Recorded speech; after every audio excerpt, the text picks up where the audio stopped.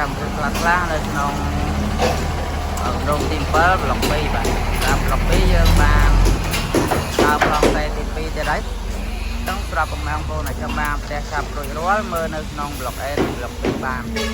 បាទសម្រាប់ផ្ទះនៅក្នុងប្លុក A ចូលរួមមុន 10% លោកក្នុងការសាងសង់បានពេលតាមខែហើយបាទបងប្អូនមើលនៅប្លុក B បាន7ខែទៅ8ខែបាទទៅយើងមកប្លង់ស្ទេទី2ហើយនេះគឺសកម្មភាពបាទខាងបងជំនាញយើងមើលក្នុងការសាងសង់ជូនបងប្អូនបាទ